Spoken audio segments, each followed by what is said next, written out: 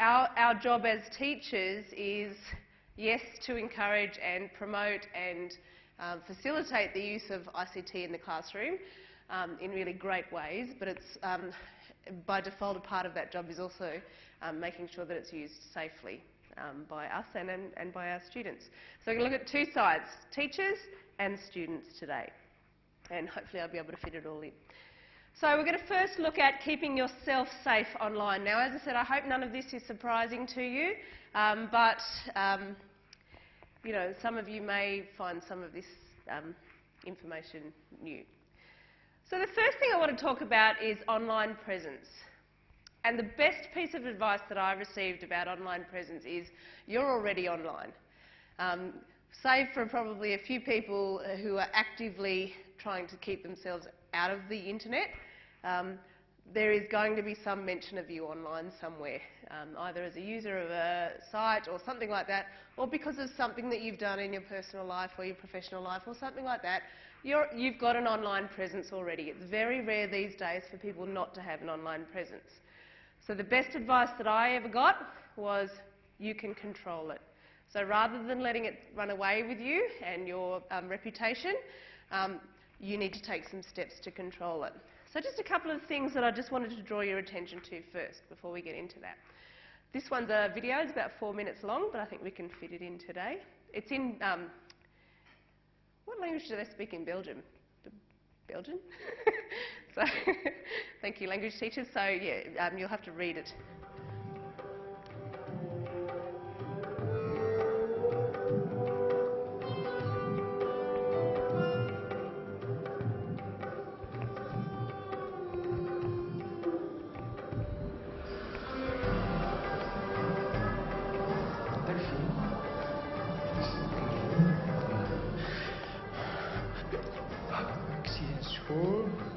Tegen Antwerpen. Ja. Insecten. Alsjeblieft. Ik voel 2 insecten op je rug. Kan dat? Ja, vlinders. Slovenie, zo hè? Nee, een moto. Oranje. Pas erop. Zenit. Oui, oui, bien. Je hebt een vriendin. Julie de... Met wie? Ja. Een boeiend liefdesleven. 3, 4 zo. De vierde, daar zei ik meestal over, dus dat weten niet veel mensen. Hoe is mijn spierscheur? Maison rouge, balcon, blanc. Ja.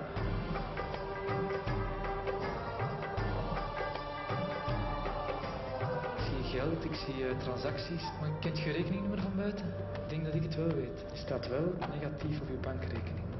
Ja? 9-7. Last month you spent €200 on alcohol. Vorige maand €300 aan kleding gespendeerd. 8. Ja. 5. Voor een huis dat van eigenaar gaat veranderen. €750.000. Ja, eigenlijk. 41. Ja. Is dat juist? Ja, dat is juist.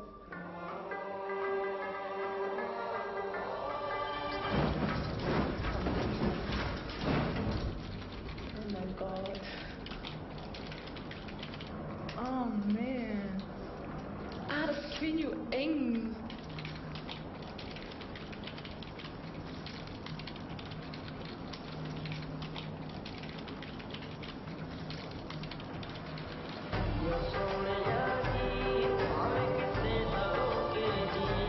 It is an ad. All of the best videos are. So the message there is exactly what it said. You're online. Your information is online, whether you like it or not in most cases. So it's very, very important to take control of that, to understand it, and also to take the steps to make sure it's a positive use of your information online. There's not a lot of ways we can get around it these days with e-commerce and all sorts of online transactions that we all do, the internet banking that we do, the communications that we do online via email, the websites that we join, which we'll get to in a second. All of those things contribute to an online presence that for some of us is visible and some aspects of it isn't visible. So it's important to know how to be safe online and how to find the right kinds of information and where to share your information and where not to share your information. And this advice applies to teachers and to students as well. So there are a lot of things that you can do around that. There is lots of information in the resources that I'll put in at the end of this lecture. There's some information about developing your understanding of these things, but it's about having awareness of what the SSL security is on websites. So if you're using PayPal or eBay or those kind of e-commerce type websites, knowing that the lock in the address bar and things like that means that it's generally secure. Understanding that when those kind of websites send you emails, and they don't generally, understanding when it's an email from them and when it's an email from a spammer or a hacker or something like that. So it's about understanding what your information is being used for. It's very easy for hackers to find out what banks we use. It's not as easy for them to find out our information, which is why they send out they call them the phishing emails, PHISH, where they say, there's been a problem with your account, you need to click this link to log in, etc., etc. And a lot of people fall for that. And they click on the links, and that's when the hacker gets all of their information instantly. So it's about understanding that there are people out there that are trying to do us harm actively, and understanding where our data is used and how we can avoid those types of things from happening. I myself have been using online everything for a number of years and have never had a problem. And I'm hoping that's because I understand it, but it may be because I never have any money in my account. That may be the other option. But it is, to some extent, because I don't tend to click on links from emails that come to me, and I sort of understand what the lock symbols and some of the website protocols are around those internet sites. So it's about understanding those types of things to keep that kind of data safe. So the data that these guys were using in this video is around, some of it is around banking data and banking details and all that stuff, and they would have just got that off. Sometimes a banking website, sometimes people put that information up online. Sometimes people do e-commerce type things on websites that aren't secure, and that's where that comes from. But a lot of their information was coming from Facebook and things like that, as you probably saw as well. And we'll get to that in a second. So it's important to know where your information is going when you're online. That's sort of rule number one, I guess, in terms of using the internet safely. The other video that I just quickly wanted to show you is around the types of things that you put online. And this is more, I think we're all aware of this issue now, but this is one to keep in mind for your students as well. Sorry about the quality of it.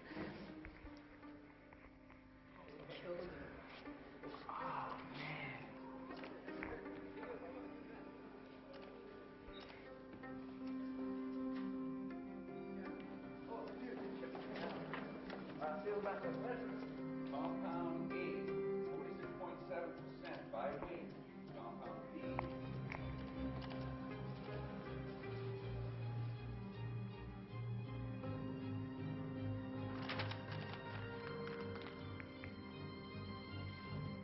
Once you post your image online, you can't take it back. Anyone can see it. Family, friends, anyone. Remember, think before you post. So the second aspect of our information online is that message there. Think before you post. But it is important to know that even if you do post it, and we'll talk about images here, but it applies to pretty much anything. It applies to videos, sound, all of those sorts of things. There is no guarantee that it's going to stay in that one place that you put it. So, for example, Facebook, if you put images online on Facebook, they actually become the property of Facebook. And people get very upset when they find their images used in an ad by a Facebook person, by Facebook promoting something, or they see it somewhere else. But the part of the terms and conditions of signing up for Facebook is that you acknowledge that. Most people don't mind. Like most of us like to share our images, but understanding that I think is pretty important too. And then you have things like Snapchat. Has anyone heard of Snapchat? Yeah, Snapchat's basically an app that you can get for your phone, and all it really is you take a photo and you send it to your friend or friends, and they have a certain amount of time to look at it before it disappears altogether, right? So 7 seconds, 3 seconds, 12 seconds, whatever it is. But I know one of my friends particularly habitually screenshots every single Snapchat that comes to them. So even sending something like a Snapchat, which is programmed to disappear 12 seconds after the recipient gets it, there's ways around that too. People screenshot it. And that's, screenshotting is probably the most common form of people stealing or taking or using your images in a way that you don't want them to. And that's what that video is all about, is that, you know, you can put it up there, and you can put it up there in one place, but as soon as somebody sees it, if they don't have access to it, they can screenshot it, and then it becomes their photo, and they can take it and use it however they like. So it's important to understand that. I don't think that means never put anything up there, because, you know, we are part of this participatory culture where we are sharing our information and our cool ideas and our images in some cases, but it's about understanding that sometimes you don't have control about where that goes. So in terms of students particularly, and we'll get to that in a little bit, that applies to the kinds of photos that they put up there. So I think the message there is, you know, when you're talking about think before you post, there are other messages that are around that, which we'll get to through the course of this lecture today. And then the next one is a lot of people don't understand how social networking works. Okay, so this is my Facebook page. It's important to know how to control your settings in your Facebook. Now, there are ways to get into Facebook that, you know, people can if they want to, and there are ways to get around all the controls and the security and things like that. But as a very basic approach to something like Facebook, you do need to understand the privacy settings. Okay, so you need to understand that whole thing about they own your intellectual property and all that sort of stuff. But you also need to understand the privacy settings. So this main picture here, pardon me, is a screenshot that I took when I was looking at my own privacy settings. So when you go to this little shortcut here under the lock, which is the other little picture here, you can go and have a look at what your privacy settings for all of your Facebook things are. So who can see my stuff, who can do stuff with my stuff, who can tag me, all of that sort of stuff. And there's an option there where you can view the way that other people see your profile. Good idea to do that. So that's what I've done here. I've gone view as a public, member of the public. So if a member of the public comes to my Facebook page, that's all they can see. So they can see my cover photo, they can see my profile photo, and they can see who my friends are on Facebook. But that's it. They can't see what I post or, you know, the things that I say on my timeline and things like that. It's very important to know those sorts of things. Okay, so I would suggest having a look at that. And if you're a Facebook user, do that. The other thing that I would encourage you to do if you're a Facebook user, has anyone done this, take this lollipop before? I'm not going to spoil it for you, but have a look at that. If you're a Facebook user, it is linked to Facebook. Have a look at that, and it will give you some idea of what can happen. It's a bit scary, actually. But it is a very interesting little exercise that was, it's actually about a year or so old now, but it's quite a little interesting exercise that you can do with your students and a good discussion starter for them about safety. Now, in terms of things like Facebook, and I'm picking on Facebook, I love Facebook, I'm on there daily, all that sort of thing. I think it's a great way to communicate with your friends and your family and all that sort of stuff. Got a lot of family interstate. But it's important to know how it works. And one of the things that a lot of people don't know about Facebook is if you use Facebook applications like Farmville and, you know, I don't know, all those kind of game ones. I try to stay away from the games because I probably wouldn't be here today. I'd be probably playing Candy Crush if I went near them. But yeah, one thing that a lot of people don't understand is some of those applications, if you don't read the terms and conditions of applying them to your Facebook, they can do whatever they like with your data. So they can take it and they can sell it to other people and they can use it in lots of different ways, advertising, all sorts of things. So it's important to know that stuff as well. So while social media is a fantastic tool, it is important to know how it works. and how it affects your online presence and the things that are available to the world. So understand those things. And this doesn't just apply to you as personally, it also applies to your students. So it's part of what we teach them as well. And then finally, I'm hoping you already all have, but Google yourself. Google yourself regularly. And you'll start to see the kind of presence that you have online. There was a great video that I wanted to show you, but it's a bit naughty. It's from 30 Rock. So if you go and have a look on YouTube, there's a video, Google yourself, from the TV show 30 Rock. It's quite funny, but it's a bit naughty, so I thought I'd better not put it on in here. But Google yourself, and you'll find out what kind of reputation you have. And believe it or not, and hopefully you believe it, most employers will Google you. Probably all schools that you're coming to. I think I've mentioned this semester already. If you're coming to a school, probably most of the people in that school community will Google you as well, particularly the parents of your students, you know, that kind of thing. So if you know what's on Google, then it's a good chance that you'll be able to start to control that. If there's a lot of really you know, negative stuff from 10 years ago in your past, then you can start to cultivate some really good stuff to put up in there and get out onto the web. To replace that stuff. Not that any of you would, I'm sure, because you're all teachers. Which brings us on to the next bit. And the next bit is about acting professionally. Now, unfortunately, and I think I've mentioned this as well this semester, teachers are public figures, which means they have a responsibility to act professionally in both their professional and their personal life. So there's a code of conduct, and you'll come across this quite a few times in your life, I'm sure, that sort of outlines the way that we need to conduct ourselves as professionals.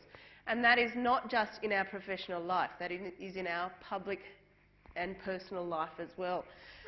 So we have an obligation as teachers to model personal and professional integrity at all times, and to you know, contribute to the profession in a positive way. That's the price we pay for being awesome teachers, I'm afraid, is that we don't really get a public-private life anymore. So we do need to act professionally, and that is not just while we're at school or on the way to school, but that's on the weekends and on holidays and things like that. So unfortunately, the boobs out times are probably over once you start teaching.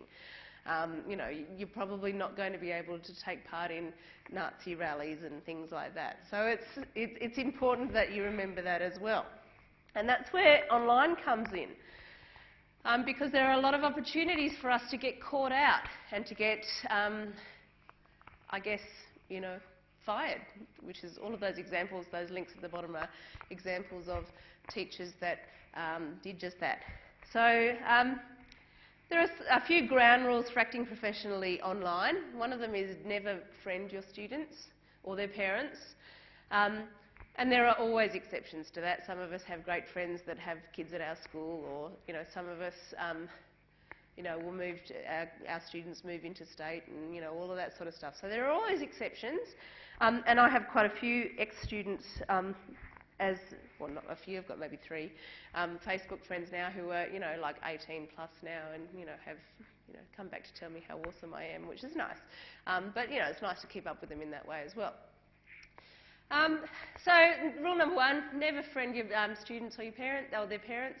And that professional conduct and behaviour is at all times, online, offline. You know, if you post a photo on Facebook of smoking a bong, or, you know, as I said, boobs out, or at a Nazi rally, whatever, it will come back to haunt you. So we need to professionally conduct ourselves in all ways. But it's not just about that, it's about, you know, the things we say and the way that we interact with people. And even sometimes, as in that book that's around here somewhere, sometimes the kind of groups that you join on Facebook can get you in trouble and things like that as well. So, you know, the fact that you're a member of the, I think there was an example in there of the Jimmy Buffett fan page, you know, can give people an impression of the kind of person that you are. You know, you like profane, weed-smoking, you know, singers. And that's okay. Like, that's okay. You know, if that's in context and, you know, and they know that you're an okay person and all that sort of stuff, it doesn't mean that you have to hide your interests from the world.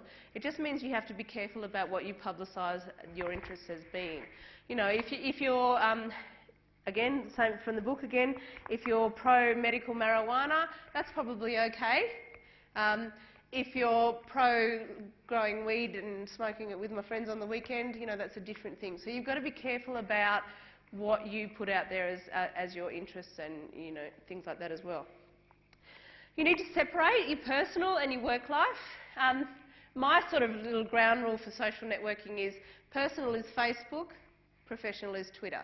So Twitter is my sort of professional space where I post a lot of stuff around education, around technology and education, you know, bits and pieces like that. Sometimes there's personal stuff in there. I've just been selected to be one of the 101 local humans that's got to post a whole lot of stuff about Canberra over the next few months. So, you know, sometimes I put some personal stuff in there. But still, that personal stuff is still distanced from me and my private life. So it's good to keep those things separate. It still doesn't mean you can get all naughty and silly on Facebook, but it does mean that you can keep some of that separate. So your Facebook is where you know, interact with your friends and family, and then other social networking mediums are probably where you do more of the professional stuff. And it all comes back to that code of conduct stuff. You need to protect yourself from, you know, the potential harm that's out there, but you also need to protect the reputation of the school that you're employed in and the employer, which is usually the Department of Education or the Directorate or whoever, the Catholic Education Office.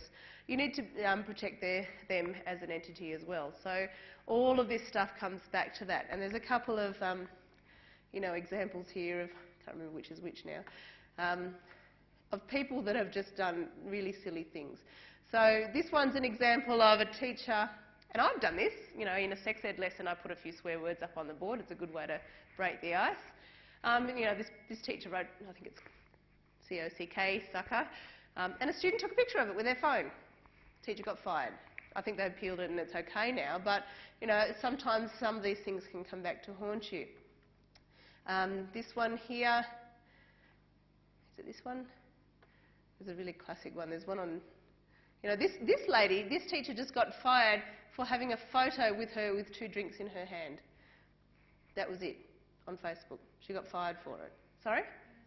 No, this is in the States, so they're a little bit more conservative over there. But, you know, I think she appealed it and she ended up getting her job back, but something like that. This one here's an example of a guy that wrote, "This is sexy," things like that under pictures of his students. Really silly stuff, you know. Like, so people can be really silly around social network, but there was another silly girl, where is it? She's posted a photo of herself. No, it's maybe the next one. Incredibly idiotic teacher, there we go. You know, smoking dope. And, you know, photos of her half-naked body and, you know, things like that. You know, like if you're a teacher, you lose the right to do this stuff. You just can't. So, unfortunately, she lost her job as well. She's probably more reason for her to lose her job than having a drink in each hand, I think. But, you know, it's important to remember that this stuff is accessible. And doing it on Twitter is even more stupid because Twitter is completely public. There's no way you can, oh hello, there's no way you can hide it. So, remember those things when you're going around with your business. The one on the bottom is actually an Australian one. It's a teacher actually sued a student for some stuff they put on Twitter. So it does go the other way around as well. So have a look at those examples and, you know, you could use it to scare your teacher friends that aren't maybe quite as sensible as you. But it's important to remember that this stuff can be accessed. The fact that it's online is a big factor. Like, we've always done stupid things, and thankfully as a 40-year-old, most of my stupid stuff happened before the internet, so I'm kind of lucky. But, you know, for especially the people that are growing up in this environment, you know, you can't hide it. So, so it's important to act professionally. And I saw a really good quote today. I think it was something like, good behaviour hasn't changed, okay? So being a good person and conducting yourself in a good, respectful, responsible way hasn't changed. It's just, you know, when you do the bad stuff, it's amplified a little bit more. So you do have to be careful. So that's looking after ourselves.